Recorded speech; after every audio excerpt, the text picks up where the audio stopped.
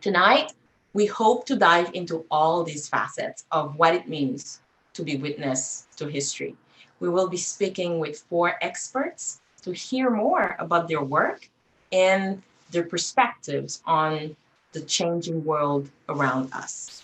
So, without further ado, I'd like to introduce you to our four exceptional panelists.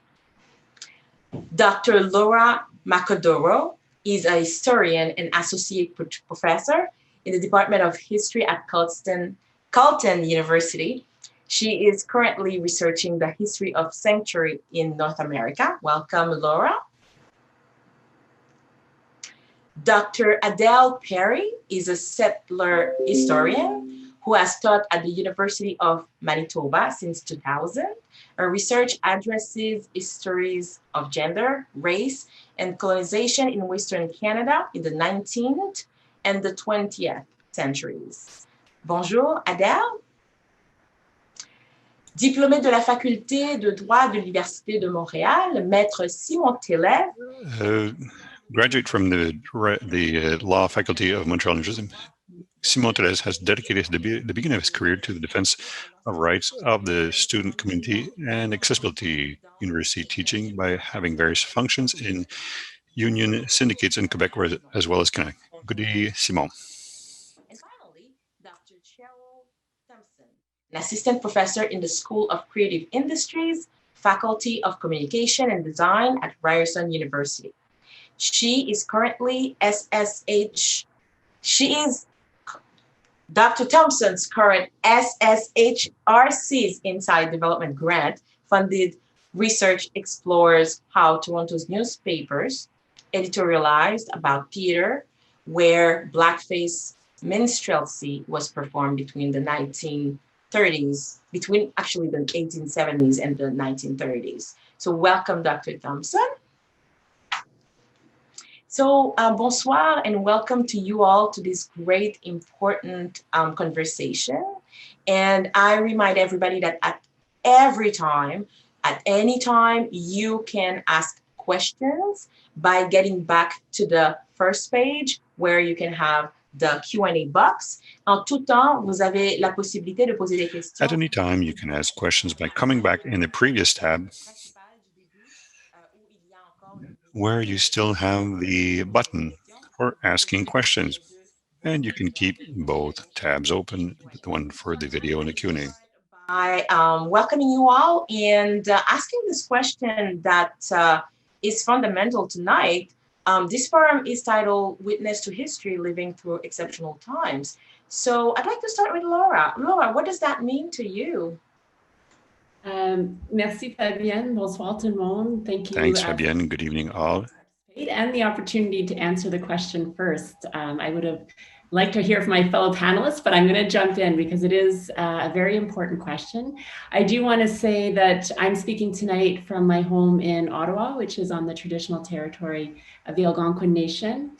And I want to express my profound gratitude to Elder Commandas for her generous welcome that I think really set an important tone for what we're going to be talking about tonight.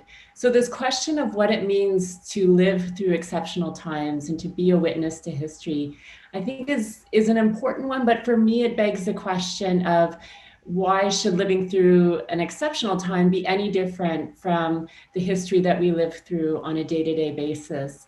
One of the things that I've been really humbled by over the course of the past year, not only because of the pandemic, but because of various social movements and various forms of political activities, is a real sense of how little I know about what other people are going through. I might imagine what my neighbor is experiencing, but all of our experiences have been so different. And I think it's a really, really important lesson for historians as we look to the past and try and draw broad conclusions about what people might have been living through 100 years ago, 10 years ago. It's even difficult for us to presume to know what people are living through in this current moment. And so if anything, this idea of an exceptional time, I think, has made me exceptionally aware of how different everyone's experiences are. And we can look for affinities and solidarities, but I think we also have to be really mindful of very different circumstances, very different priorities, and different ways of negotiating our daily lives in the moment, in the current moment. Mm-hmm. Thank you. Adele Perry, the term history, that is something that refers to the past. What is it that make us recognize we're living in a kind of historical moment right now? Do you, before asking this question, do you think we are living in a historical moment right now? Absolutely. I think some of the moments we live through, it can be easier to get away from the fact that we are living through and making history, sometimes in ways that we can chart and sometimes in ways that we have very little control over. But certainly the pandemic is a moment where the historicity of our own lives, I think, is crystal clear. And that's a really good reminder for all of us to think about the ways in which the past and the present are never entirely separated. History isn't something that ends easily at one point. It's the only thing that can explain some of the many things we're talking about at this gathering, whether it's the uptick in anti-Asian racism that was associated in the early days of the pandemic, whether it's the ongoing crisis of anti-Black violence, whether it is the ongoing crisis of structural racism visited against Indigenous people and shown so clearly in cases of massive medical negligence and racism that led to the death of people like Joyce Echaquan just a few weeks ago.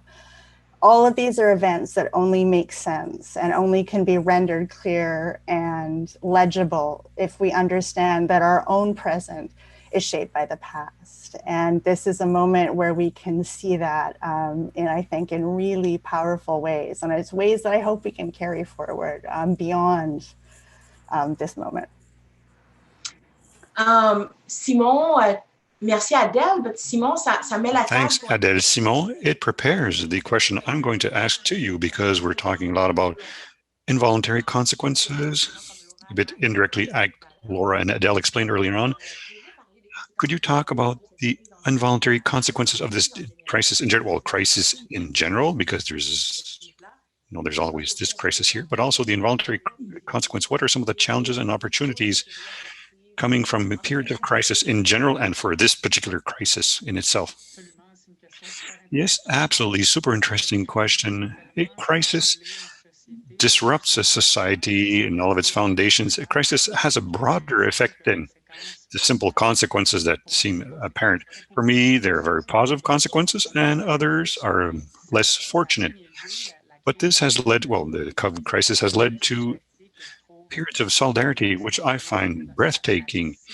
It has brought communities closer together. We had a common challenge to face, and I find it wonderful to see how people have helped each other and collaborated. There are examples, numerous examples of, for example, elder people who are alone, and we could see people in their neighborhoods. They would go do their shopping for them to make sure that they wouldn't have to go out.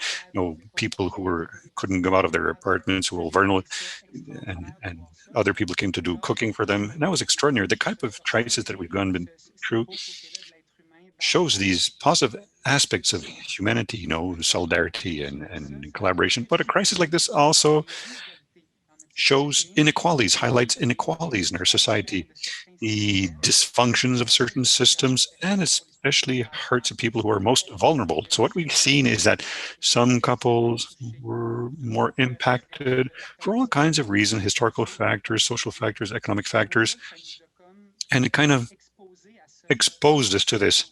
I think we've become aware that there's certain groups had been touched more directly, and we have to come and help these communities, these couples, these groups, and to make sure that we solve these inequalities to avoid that this type of situation will have such a difficult effect on these groups. Yes, to avoid making inequalities worse. I don't want to retranslate what Simon just said, because I know we have simultaneous translation, but he was talking a lot about the solidarity that we discovered through this, despite this crisis and through this crisis. And however, there are a lot of inequalities that are showing, And I'd like to ask you, can you speak to the connection between crisis and the drive to take action and activism? Because is it like an opportunity for us today to change things, to make change?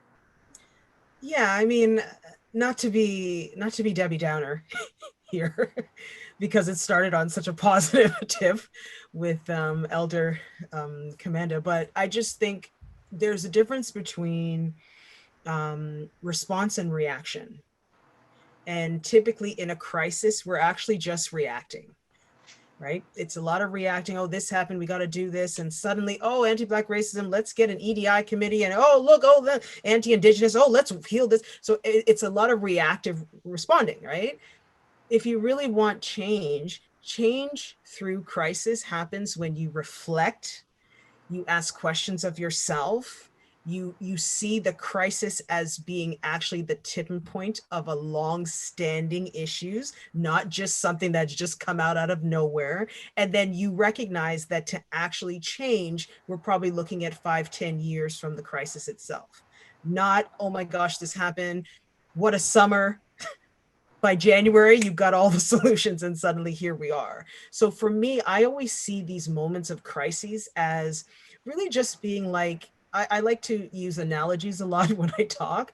And I look at it like when you have that strobe light or that light, you know, that really bright lights that people put in their houses, but they only come on when someone's approached the house. And then when they approach the house, it's so bright that it's like you can suddenly see everything. To me, that's what a crisis is. The light has always been there, right?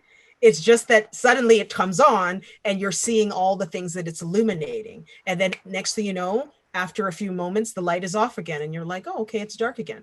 That's what a crisis is. So the question is, how can we keep that light on so that it's not just coming on and off when something has happened? It's not just reacting to the thing that's igniting the light. And I think the way that you do that is to be constantly in communication and to always not see. To me, one of the things that I've noticed through COVID-19 is, you know, suddenly, and it's real, we're having really great conversations about race, about inequality, like Simone was saying, right? Inequalities, injustices, especially, you know, things that we often don't talk about in terms of our elders and how our elders in our communities are living. We're having these conversations. People are talking about nursing homes. When have you heard the news spend so much time talking about nursing homes? So we're having amazing conversations. However, in order to move out of that crisis mode and reflecting, it means, I think, to the point of this forum, is thinking about history and thinking about these crises happen because of long-standing patterns that haven't been dealt with. Right? So they're always rooted in history, even though they seem like they're happening in the present moment. We're gonna get back to that because I wanna know exactly how we're gonna talk about solutions and then exactly what we should do to drive great lasting actions later on as well.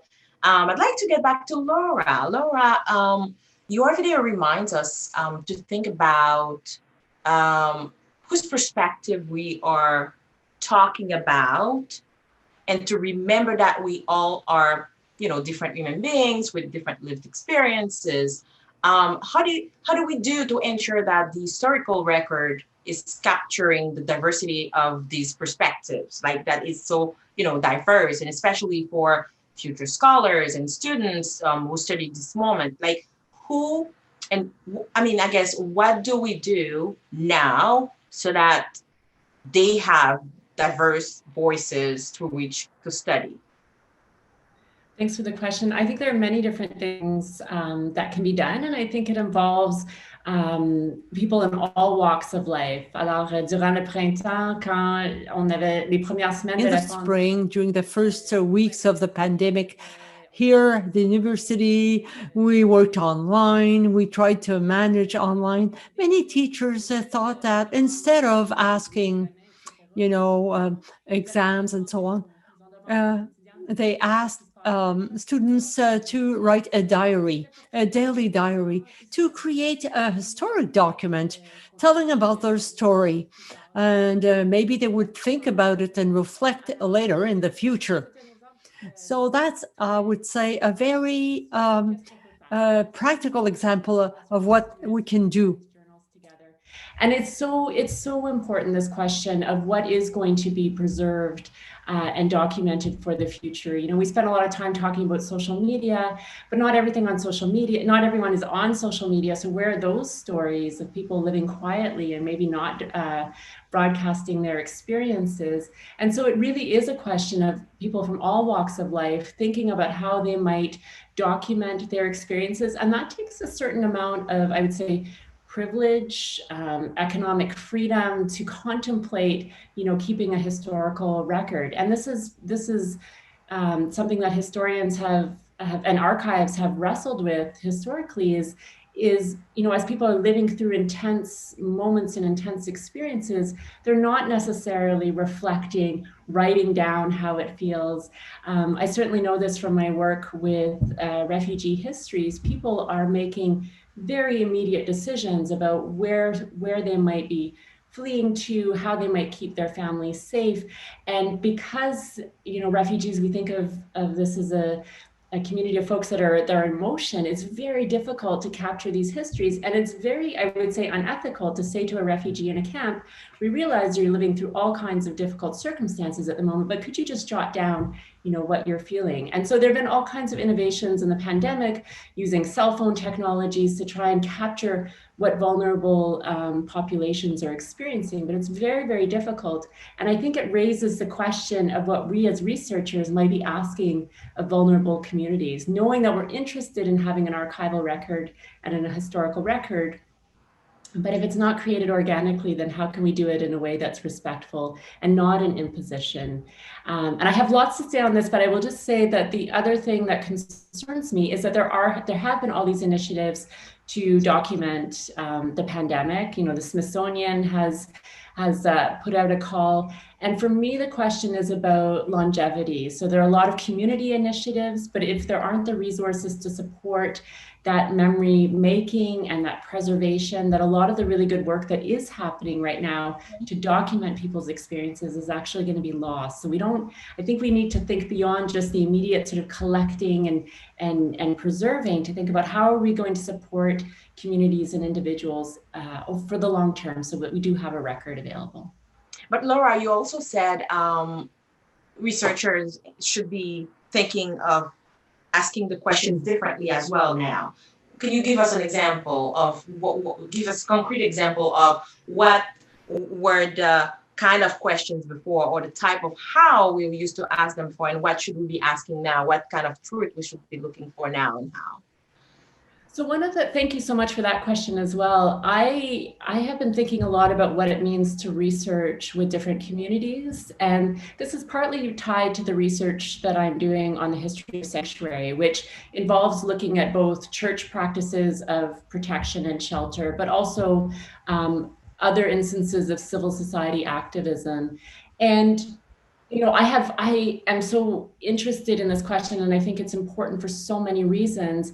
But the moment the pandemic hit, I immediately stepped back from that research. I mean, I was working with community groups who were helping women fleeing domestic violence situations. It was not the time for me to be asking what happened in the 1930s, right? And so as part of that process, I found myself thinking more and more about, how do I ensure that my work as a historian is reflective of what communities want to research?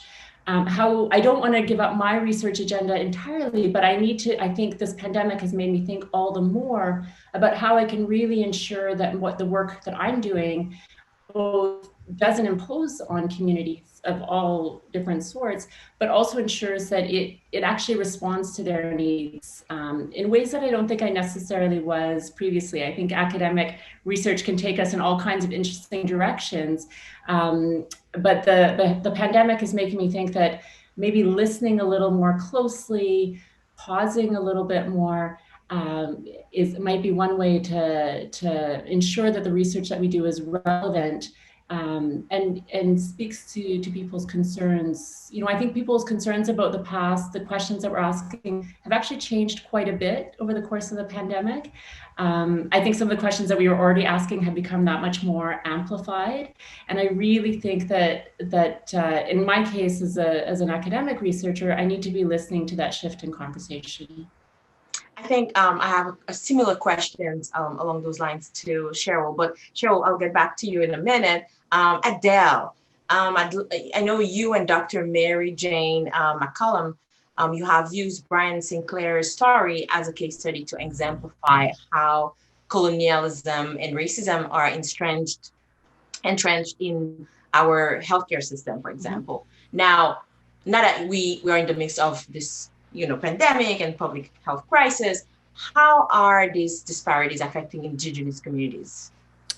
Sure. So I think it's fairly clear at this point in the pandemic that COVID-19, like other pandemics, do not affect societies evenly, that they cut along lines of class and race and privilege. They cut along lines of age. They reveal fault lines, as Cheryl already sort of explained, they reveal long existing fault lines. And I think it's fairly clear at this point in the pandemic in Canada that the Black communities are disproportionately affected in many places. And it is becoming clear to what extent that Indigenous communities are being particularly affected in this second wave as we kind of live through this. So I live in Treaty 1 territories in Manitoba, and Manitoba didn't really have a first wave. We kind of got bits of COVID in that earlier moment. The summer, the virus basically disappeared, but the second wave has sort of hit like a ton of bricks, so you can choose your metaphor. And this has been true in more particular respects for First Nations on reserve, and also true disproportionately to a lesser degree for Indigenous people off reserve as well.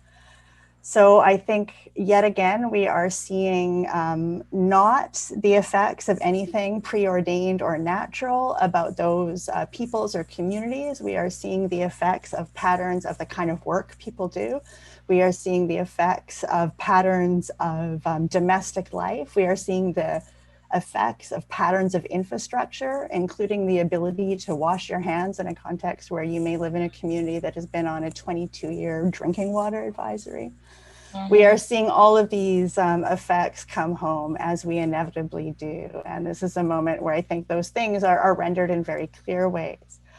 And to go back to some of Laura's comments about the archive that we're seeing built around us as this occurs, I think this is also a moment where we need to do our best to advocate for the creation of records that will make these histories visible. And I think for any of us who are historical scholars, one of the things that we often run up against is dealing with archives and records that sort of occlude the histories that they are sometimes most engaged with.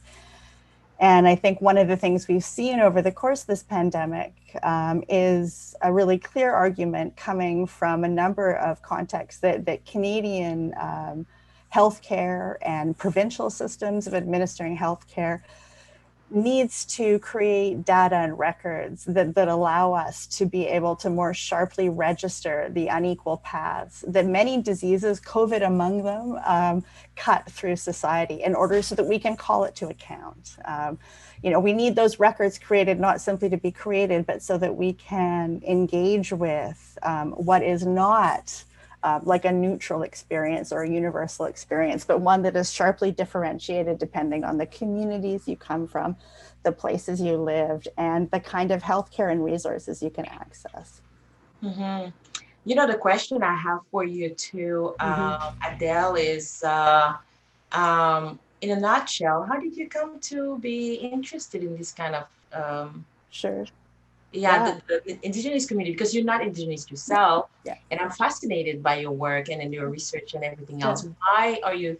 Did you devote your work to these questions? Yeah. Well, so I grew up in a white settler family in British Columbia, and I think I am profoundly committed to sort of the way that the study of the past and historical inquiry can explain the present. And one of those presents that I think that I am interested in, and I think history can help us with, is to sort of engage in critical discussions of colonialism. And so as a historian and as a non-Indigenous person, I see myself as kind of a critical scholar of colonialism. And I live in Winnipeg, which is a profoundly Indigenous city. And that has been, one of the greatest joys for me of living in this place and raising my non-Indigenous children here and participating in this community is the generosity and sort of the strength and the enormous capacity and resilience of a city which is, deeply and profoundly Indigenous.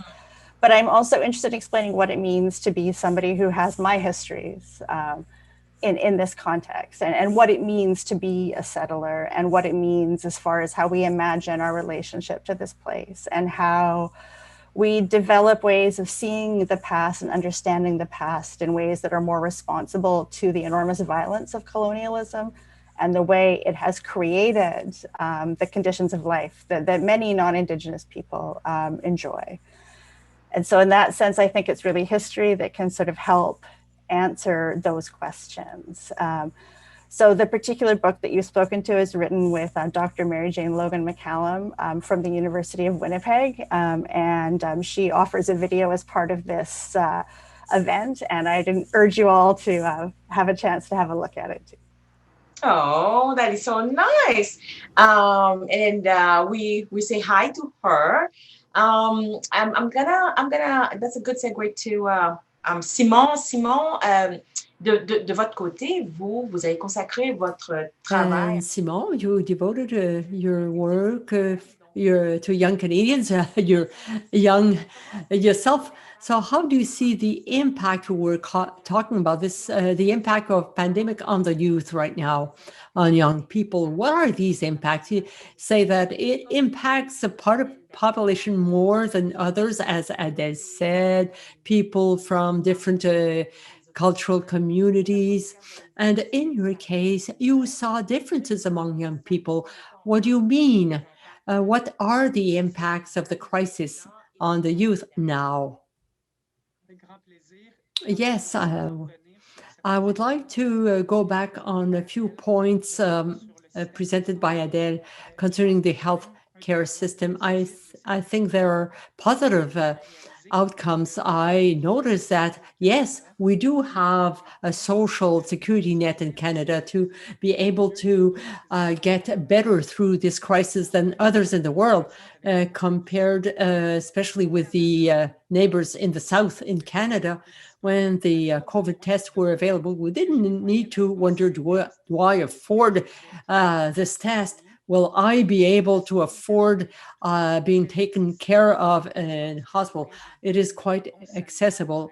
And the answer of our health response, thanks to the access to the health system in Canada, I think we are doing pretty well. And saying I will get some care, healthcare, or a test only if I have money. We don't have that question in mind in Canada, and that's a great privilege we have to recognize here.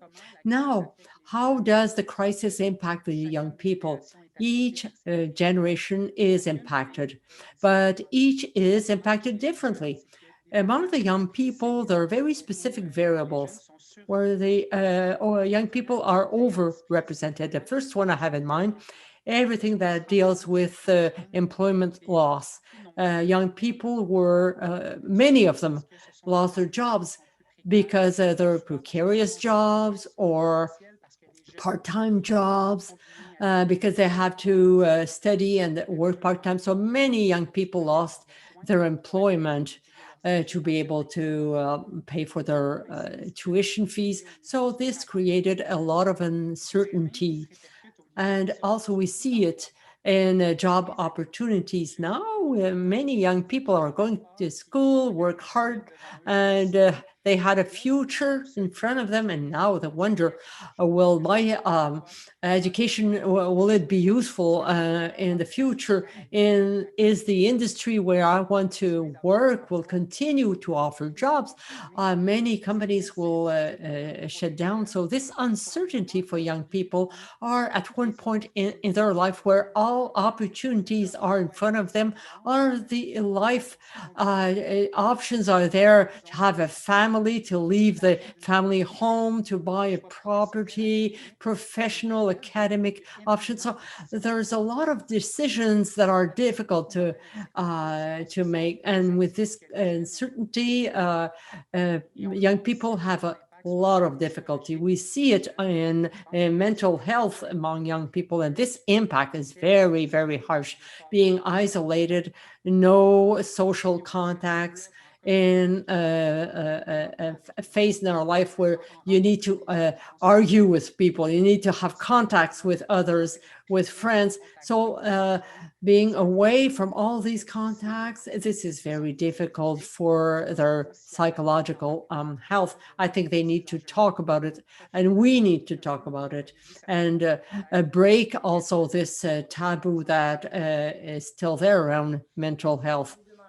Yes, and Simon, briefly, can I still ask you, why did you decide, you're a lawyer, you work in a large firm, you're dedicated to this segment of the population, the youth. Why? I will always do it. I will always work for the young people. When we start being involved in an organization, volunteering, we notice that there is something bigger that is way beyond what we can see. It's so precious, enriching to learn from others, being involved with people who are not from the same environment as us. I think this contribution is so important for communities, but also precious for everybody who is involved. Something that we can't learn at school, can't learn at school. We need to be there in the field. And well, you have two options. Either you watch what is going on, let things go, or you say, oh no, I will contribute. I want to jump in. I want to propose solutions. And I feel like I can help the society to go forward faster.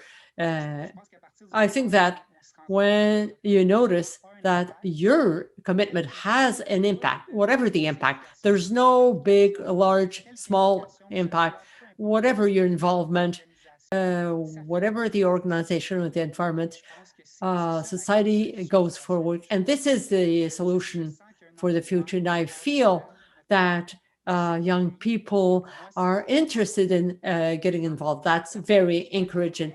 Oh, that's music to my ear. We see it. It's very promising with young people like you, Simon. To ask you about the languages of crisis. We've been hearing so many things on social media, in the media.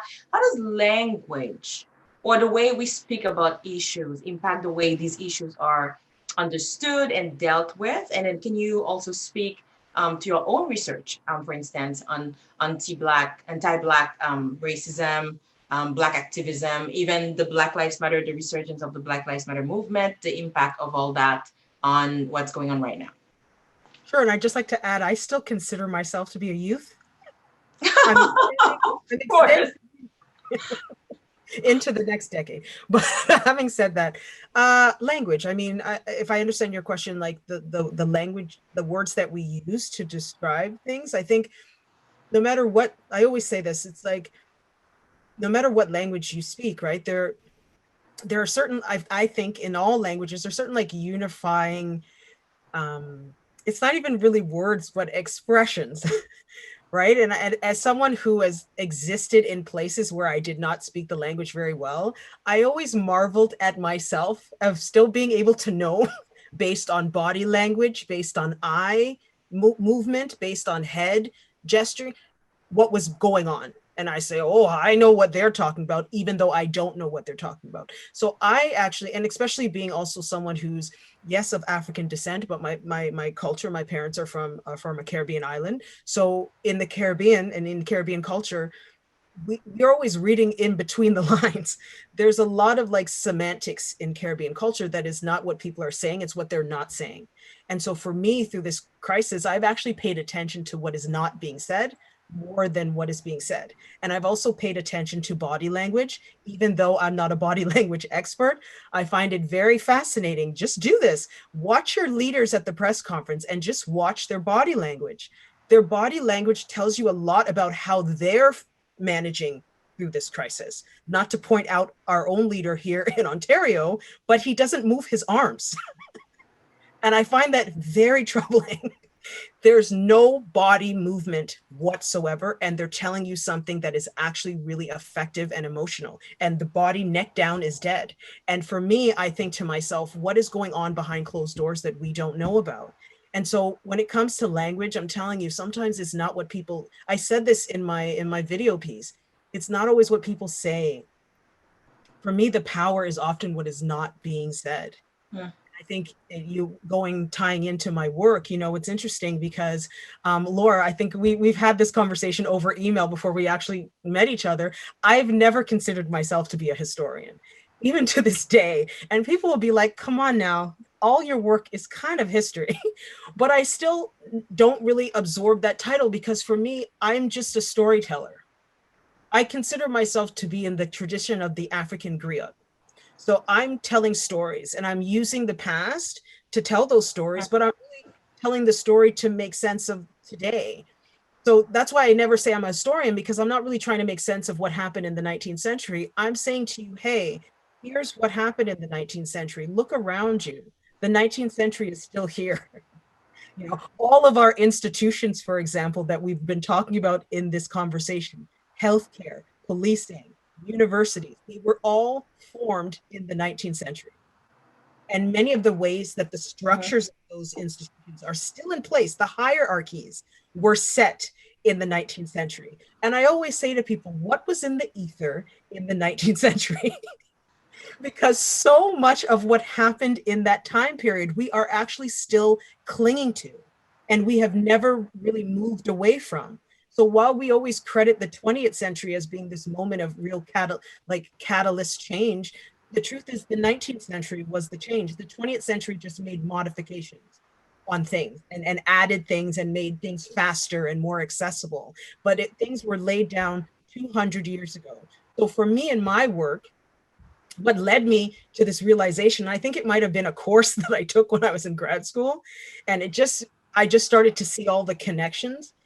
That's why I do what I do, because I think if you don't realize that we're clinging to old structures in this moment during COVID, when these structures are in crisis, you don't realize. For me, I see this crisis as the greatest gift that we've been given, because now we can finally let go of these 200-year-old structures and imagine structures that actually work for us in the 21st century.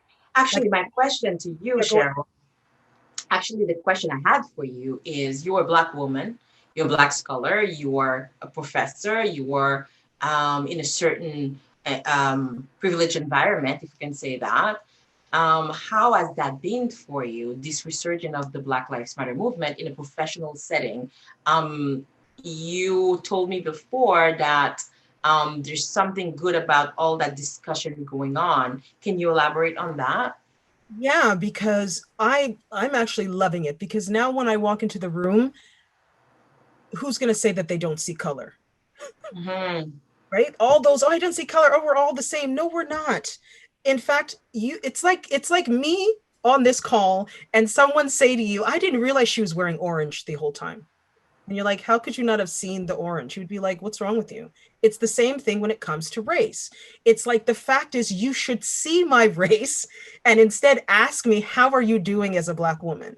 That is how you approach it, not, oh, we're all the same and everything is fine, right? So for me, because of the conversations that have come to light during COVID, I kind of feel like now we can get to having more complicated conversations about difference, right? Not diversity. Like diversity is marketing. Okay, that's branding. I'm talking about understanding how people, I think Laura alluded to this fact, and even Adele, everyone has kind of alluded to this fact, that everyone is inhabiting a different reality, right? And when you can begin to see people's differences, then you can actually begin to see the sameness. It's when you act like the difference doesn't exist. FYI, when people say difference doesn't exist, what they mean is, typically, if they're white and male and cisgendered and heterosexual, that the world looks exactly like that for everyone else. And as we know, the world doesn't look like that for everyone else. And the truth that it's never looked like that for everyone else. Even if you go back in history, it's never looked that way. So for me, as a Black woman in academia, as you pointed out, yes, that can be a very lonely place to be, because I often don't see myself. I don't have a huge peer group that I could say, okay, get together.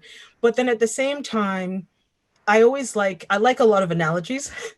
Sometimes they work, sometimes they don't. But this one I think works. It's like being a tree in the forest. Like, think about all the trees in the forest. They're not really close to one another, right? They're actually very distant, and they can't like interact with one another really. And they're all at different heights, right? But they're all the same trees in the forest. So I see myself as a tree in the forest. It's like, it's okay that I don't have a quote unquote someone who's just like me, but I'm not trying to meet another person who's just like me. Instead, I'm trying to be the tree. And in fact, this is a side note.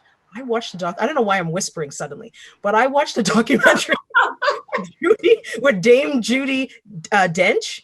And it was fascinating that trees actually do communicate with one another through these like things that they release in the spring that we can't see as humans, but they're releasing these things that they're talking to one another. So it's amazing. They have a secret language that we can't see.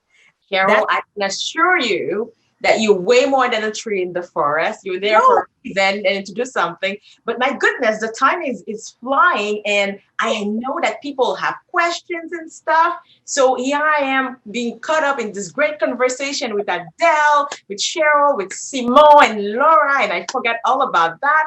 So it's all about you guys. I'm gonna see if we have some questions here. Give me 1 second. We're live.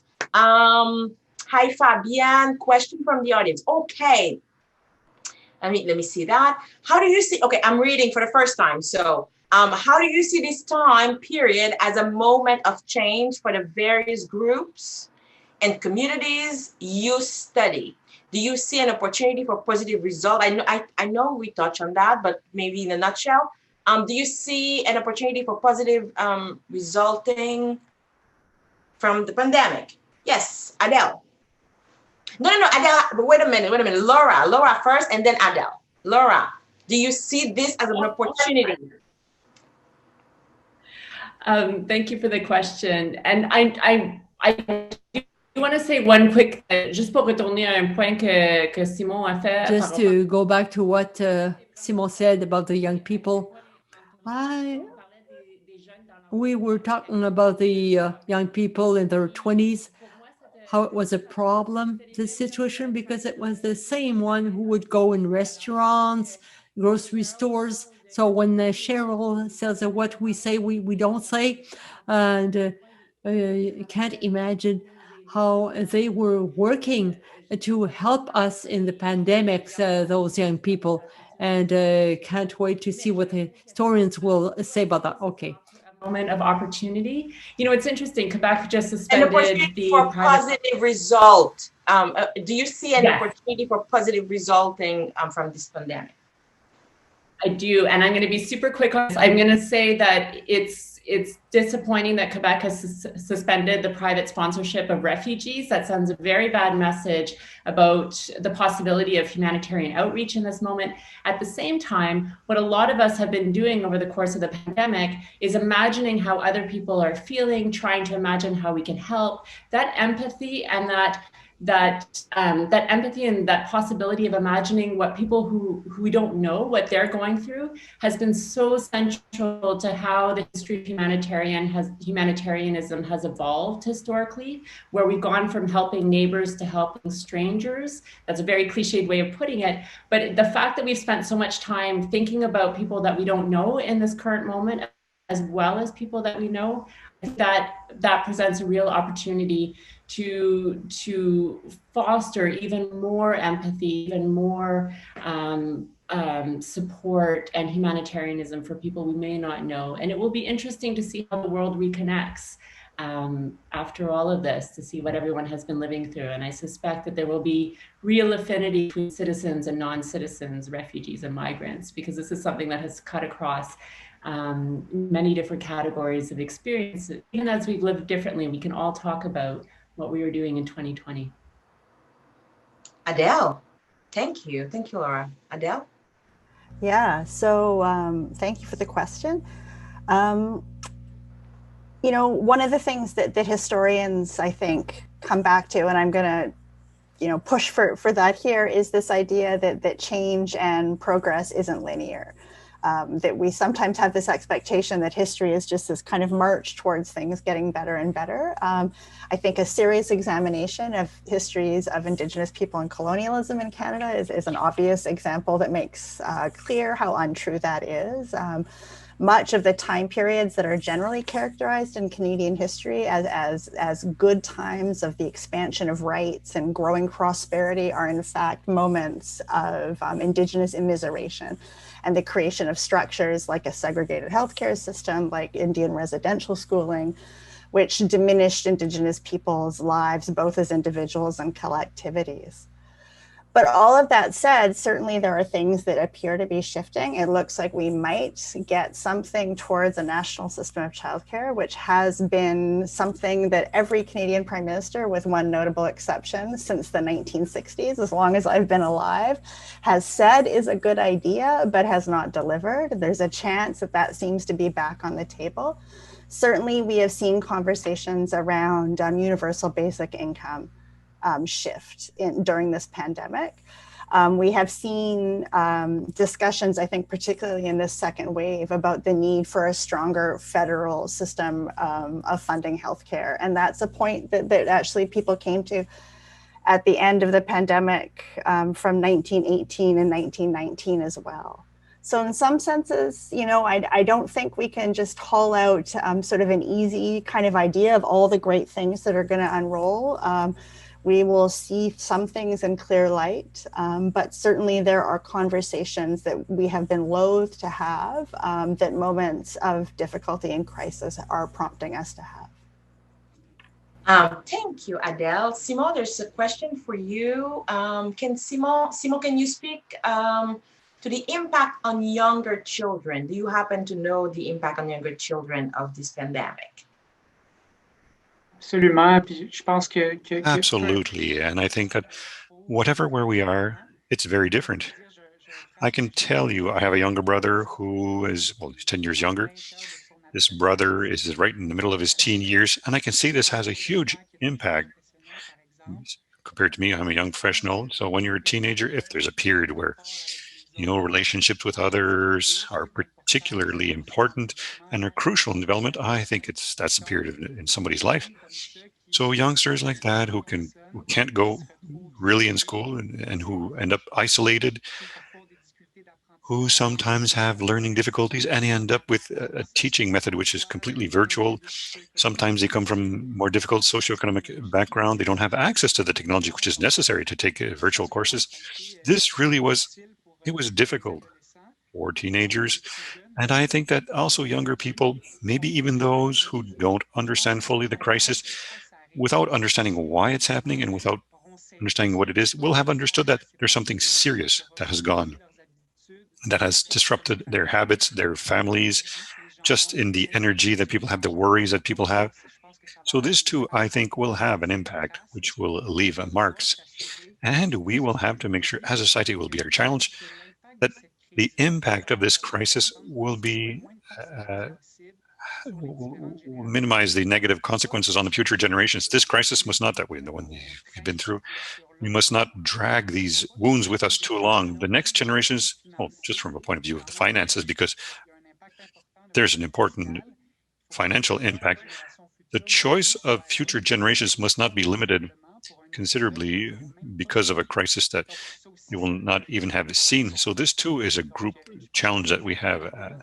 So it's very varied depending on which age group we're in, but certainly it has disrupted the young, and certainly we will have to find solutions and try to attenuate or mitigate the consequences, the negative consequences of this crisis. I have so many questions for you all. Time is of the essence. We're almost done, but I'm going to try to fit a couple of questions here and there, and then hopefully we have time to go through them all. A unifying thread in all your work, all four of you, is that you work with and study marginalized communities, from Black, Indigenous, people of color communities, or refugees, or migrants, young people, or more. My question is, how do we equalize the field for these groups? As we move forward now, how do we make sure that we aren't leaving anybody behind, and what should we be doing in a nutshell, Cheryl?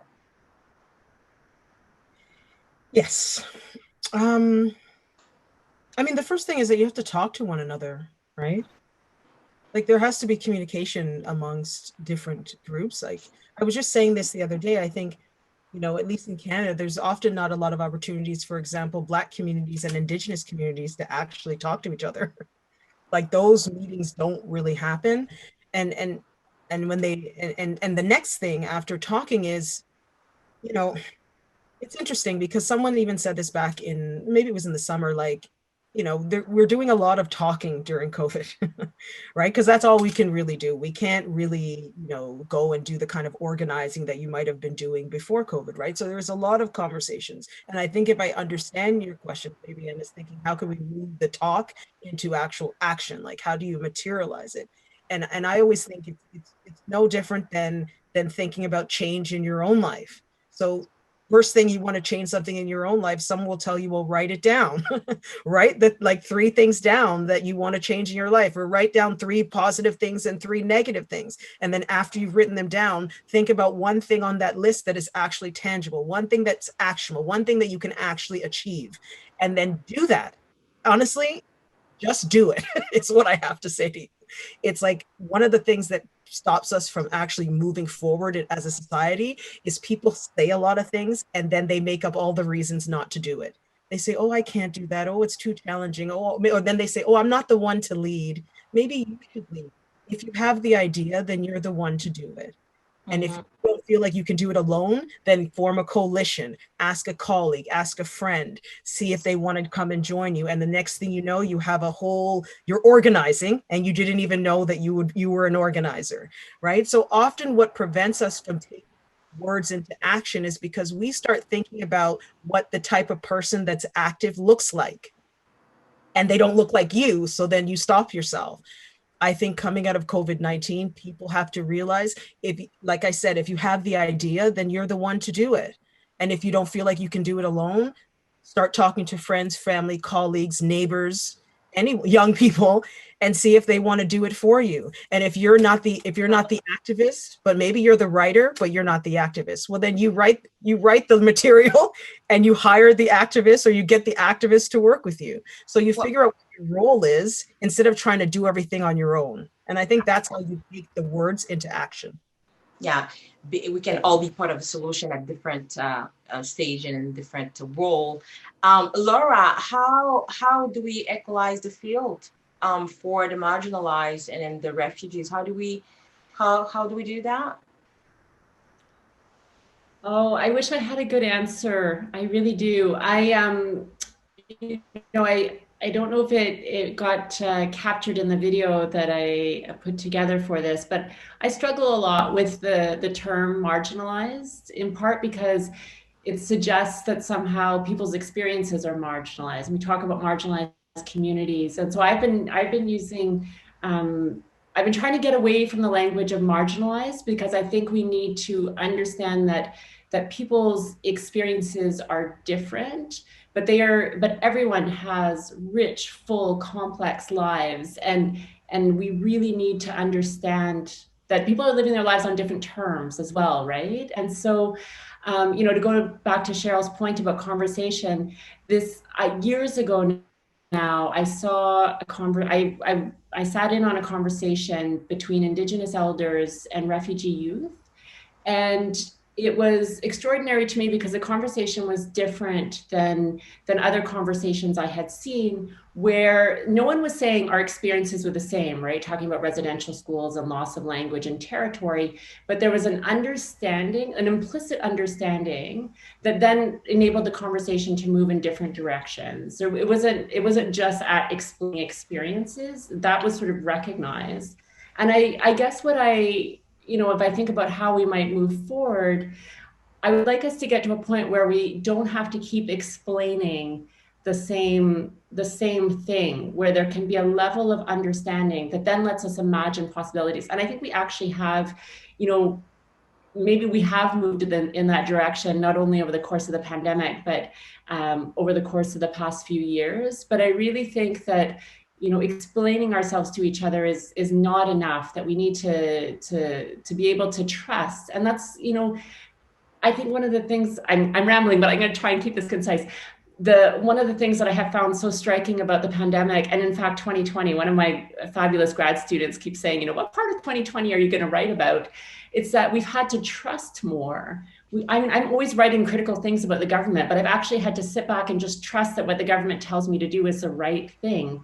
And that is hard. And at the same time, we're seeing people not trusting information, not trusting science.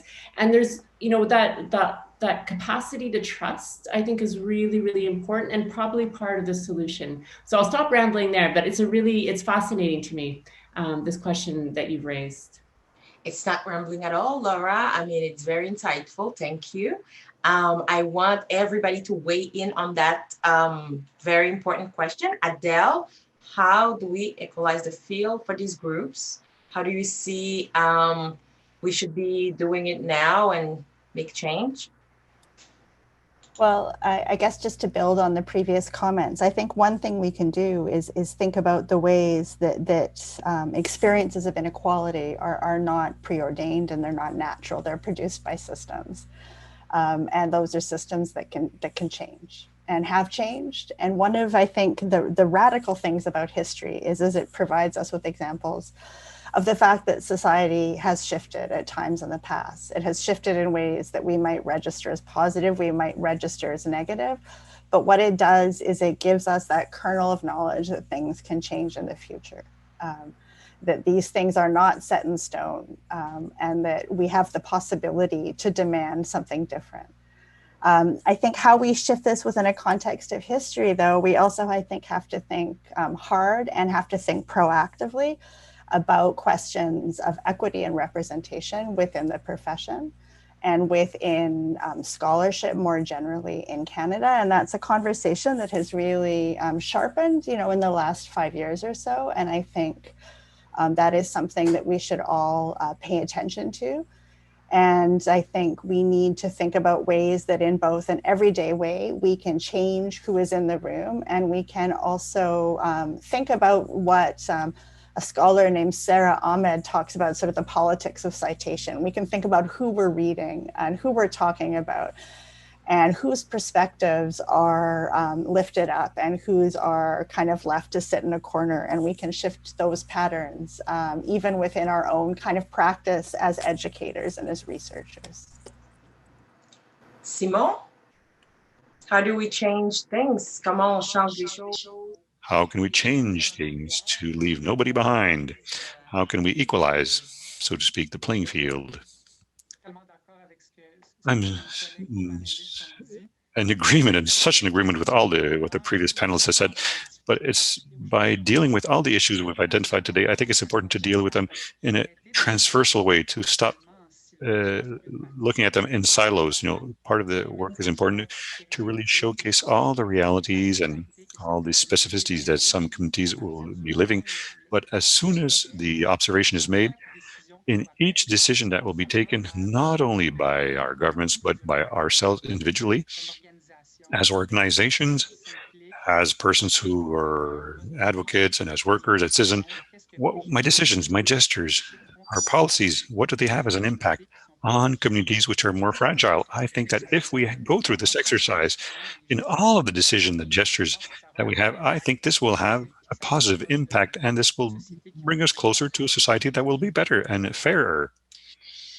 La question que j'ai envie de vous Well poser, said. The question I feel like asking to you, now that we've gone through this pandemic, still going, we don't know when it's going to be over.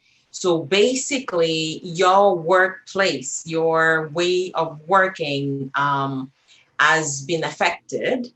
So how are you trying to affect change with your work anyway? How do you see your work evolving and changing as you move forward to continue your role as an advocate, a champion, and a leader, Simon?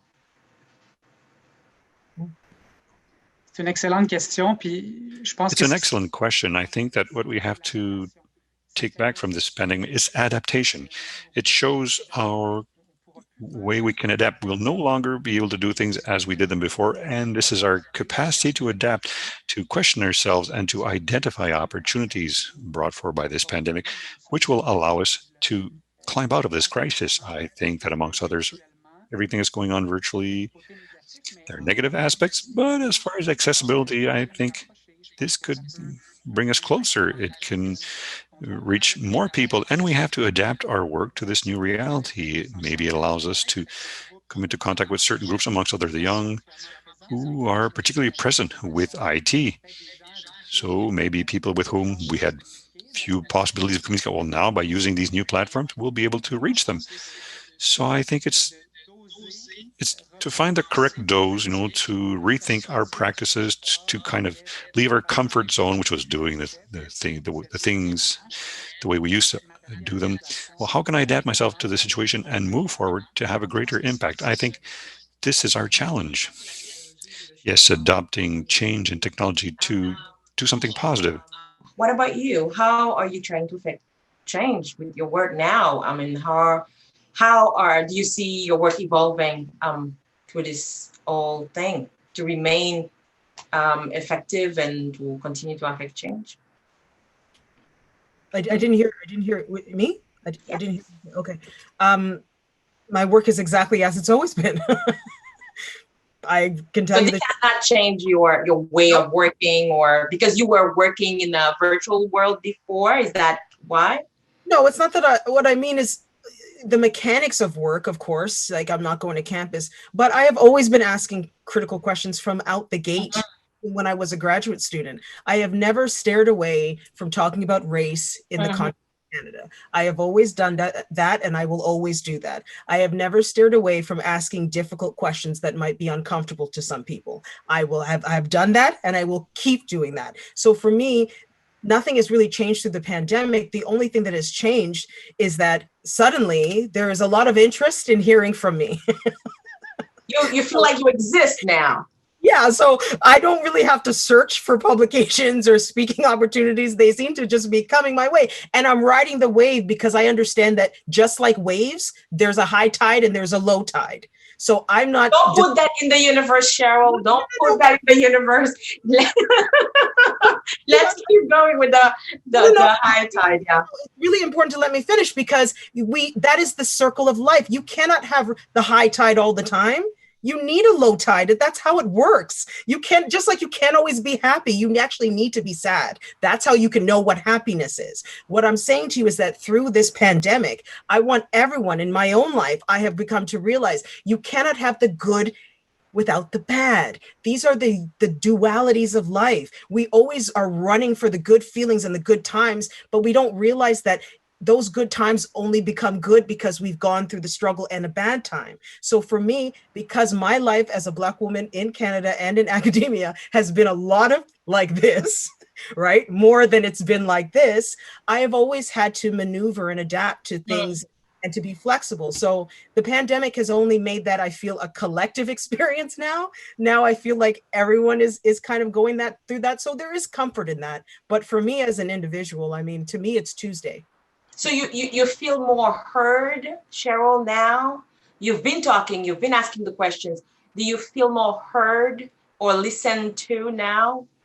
No, it's not that I feel more heard or listened to, because I think people were already hearing and listening to me. If I could say that, I feel like I was already had a voice that people were paying attention to. What I'm saying and is like removing myself from it. The stories that I'm telling are more stories that are being told in other platforms. So if you're looking at your newspaper, social media, there's a lot of content that is resonating with people who might look like me. Whereas maybe a year ago, Yeah, they didn't exactly. find it. That's what I mean. Okay. Adele, how do you see things? How do you see your work? Will your work be affected, change, evolve? How do you keep making change and keep raising these great questions? And with your research, Well, I think it's time from so now on. Yeah, going back to Simone's comments about youth, but from a slightly different direction, I think as a parent, this pandemic has had a very particular history. My kids are out of the childcare sort of age. They're a little bit older. But certainly what this pandemic has done for working parents and especially working mothers, I think is something that I think we need to remember at this moment, perhaps where we're shifting this particular ground and what it's done to kids and the institutions they are often most dependent on and most familiar with. And it's often hard to capture the history of children and the history of looking after children. So I do hope that's one thing that we can keep in mind, and we can think about how it has changed the everyday for all of us. But I think about the pandemic probably about 60% of the time. I try not to, but I organize my days around the 12:30 press conference where we hear the new numbers. I have a lot of conversations with my family who are all working at home too about this. And it reminds me of also then when I'm assessing historical moments, when I'm reading historical moments where people are living through things like this, when they're often talking about in their records all sorts of other things. But I'm remembering about how pressing these particular moments are, but also how life goes on. And that combination of shifting moments, demanding moments, but also the insurgency of the everyday and how it affects us is something that I will think of as I go forward. Laura, how are you trying to make change with these tough times, and how do you see your work changing, evolving, so you can continue to be relevant? Oh, I don't know if I can continue to be relevant. Not you, but your work, like what you do. Yeah, no. I think I'll answer by just circling back a couple of things that Adele said. You know, Adele, you were talking earlier about inequalities not being preordained. And I have found myself reflecting a great deal on all of our vulnerabilities and precarities in this world.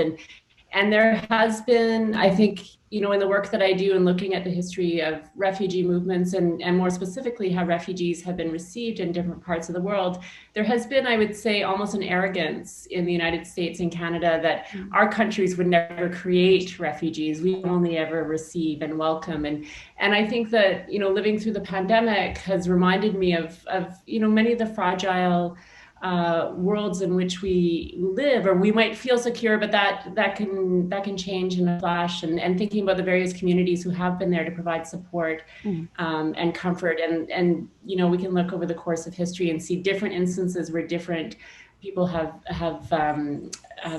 I sometimes not been there to help and support, but sometimes have.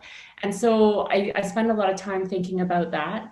I also, like Adele, I am thinking about how different generations, and I guess to go back to Simone's points as well, how different generations are going to reflect on this pandemic. The elders in my family, the you know, my grandmother who's who's fierce, and my aunts who are older and say, well, we're not going to stop our lives because there's a pandemic.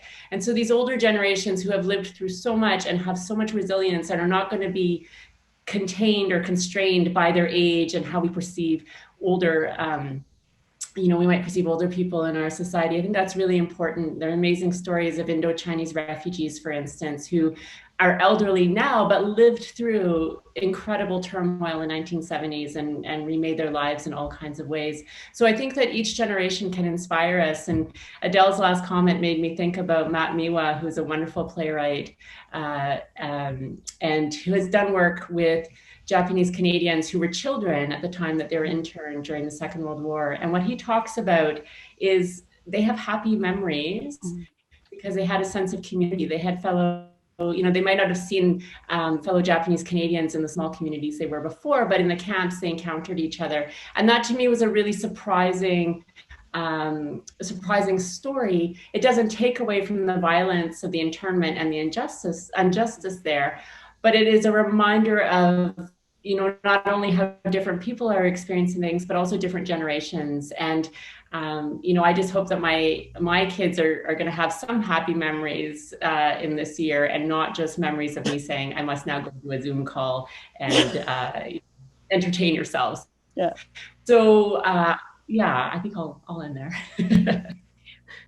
Laura, I'd like to give you the last word of the night. I'd like to hear everyone on this question to close everything. It's been such an inspiration to hear you all, and I hope it's been the same for our audience. But before we close everything, my last questions to each and every one of you is, despite the situation, the crisis, increased polarization, lack of physical contact, and bad news over bad news. And then, I'm not going to go into details, but we still have a sense of community. We still find a sense of togetherness and empathy and hope. Laura, what is your hope for the future?